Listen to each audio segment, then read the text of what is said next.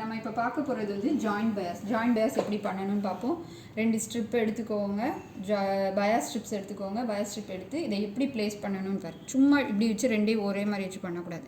ரெண்டையும் இது ஒரு ஆங்கிளில் இருக்கும், இதை ஆப்போசிட்டாக வச்சுக்கிடணும். இந்த மாதிரி வைக்கக்கூடாது, கரெக்டாக அப்படி வைக்கணும். நம்மளுக்கு வைக்கும்போது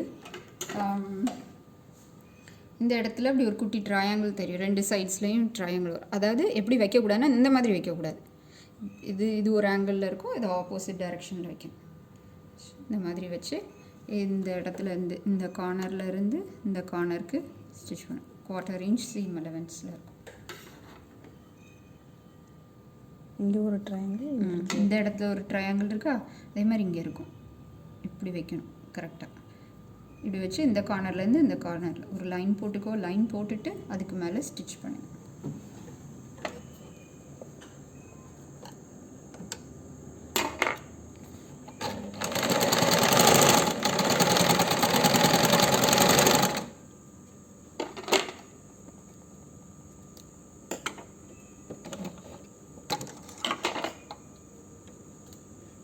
ஃபினிஷ் பண்ணதுக்கப்புறம் பாருங்கள் எப்படி